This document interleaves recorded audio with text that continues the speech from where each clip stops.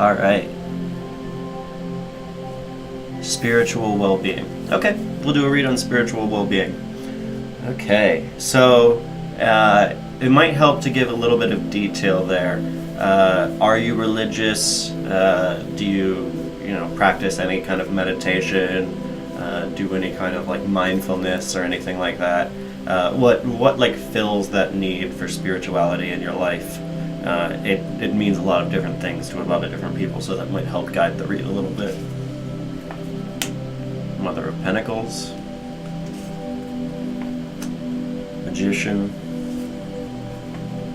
Son of Wands, the World.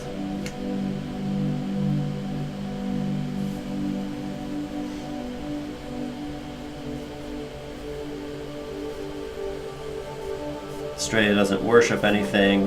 Yeah, I mean, religion, I'm not religious at all, but I do feel that like things like tarot, meditation, and all that have been like really helpful for like filling that like spiritual gap in my life. I highly recommend tarot. Honestly, it's awesome.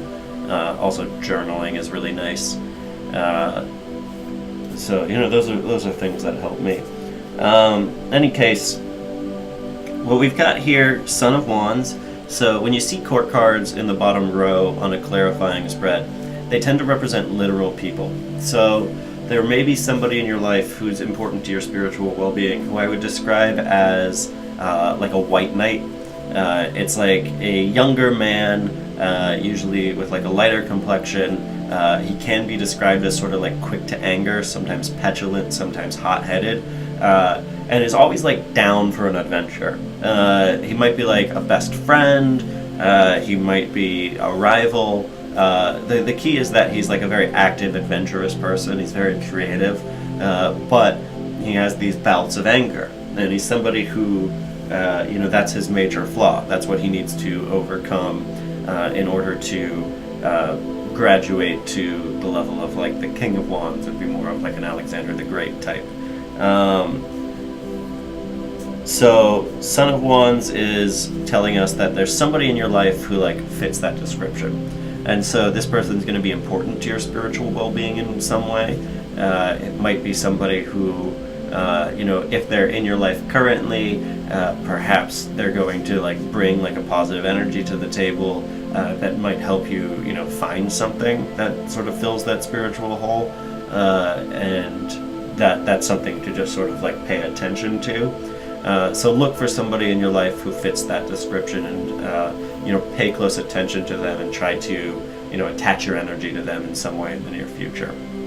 The World tells me that spiritual well-being is in the cards for you. So the World is actually like the card of spiritual well-being, and I sometimes think of like have you ever heard of like the butterfly effect, which I think is kind of like an overused metaphor, but I think it does sort of like connect like the thought of like how everything in the universe is connected in some way, and there are these chains of connectivity where like there's a cause and effect, and that causes another effect, and things can like spiral out of control and cause like really, really major outcomes from very, very simple effects. But everything is affecting everything else. If you try to do like physics, I did particle physics for a while at Cornell, and a lot of what you end up doing is simplifying the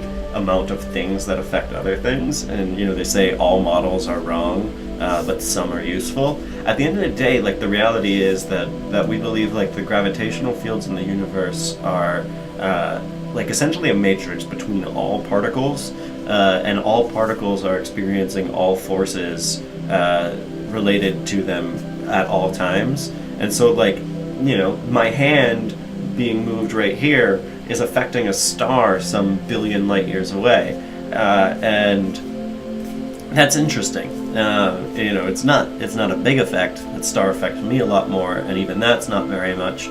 But those effects are there, and the world is kind of like that connected web of causality. And so oftentimes we see this at a time in our life when we're being a little bit more introspective than usual, when we're like trying to find something, some kind of meaning in our life, and I like to associate that with like the Buddhist concept of karma. Now, I don't believe in like a literal karmic accounting system in the universe that's like actually like tallying the things you do, but I think karma is just sort of like the ultimate like embodiment of cause and effect. And whether you actually study Buddhist philosophy or Buddhist inspired like New Age type stuff, I think you will find some good results from that. And there's a phrase that the Buddhists use that I kind of like love to relate to this. The world is not as it seems, nor is it otherwise. And so it's just important to remember before you get kind of like too deep into the rabbit hole there. So keep that in mind and consider that as a possibility. The Magician, this is all about like pure power. This is like pure creative power. We see in this image all four of the suits representing all four of the elemental powers in the universe. And basically the Magician's capabilities are to conjure up from thin air anything that could exist. Now, the interesting thing about the Magician is while he has this capability, he doesn't necessarily have the willpower to use it. And so when we see this card, it tells us that there's something like that you could be doing, but you aren't doing it. And it kind of tells us to like remain grounded, but also like, look to the sky for inspiration. You see a sun here. Anytime you see a sun, there's sort of like the idea that like divine knowledge is within reach. And so what this is telling me with respect to spirituality is that perhaps you could really benefit from picking something up. I would recommend mindfulness meditation as sort of like a easy in. There's a app called Headspace where I think you get like 10 free ones where they do guided meditations, and it's just 10 minutes a day. You do it in the morning, you just listen, and you just kind of follow directions, and it's really nice. It's not like magic or anything, it's just kind of like a relaxation technique, and it helps you remain like a little bit more grounded and connected with what's going on in the universe. And for a lot of people these days, it's become very popular. There's like a bunch of apps that do this, but it helps a lot of people. And so that to me fills that spiritual need. It fills the same need that going out and praying has for a lot of people. It fills the same need that like going to church and being part of that kind of community has. Also, like, it helps deal with anxiety. Like, if you've got any kind of like anxiety problems, it really helps just bring everything into perspective and calms you for anything that kind of comes your way.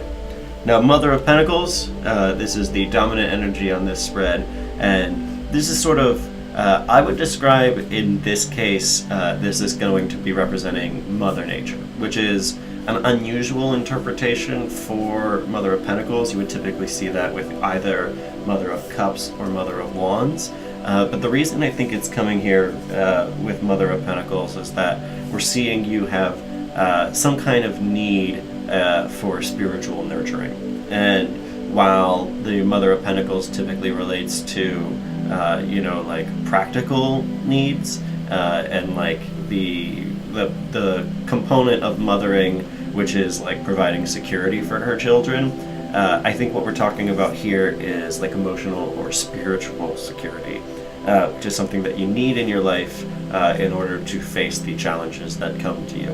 And so look to the earth, look to, sort of like the superego and all of history as that mothering energy. Potentially look to your literal mother, depending on what your relationship is like there.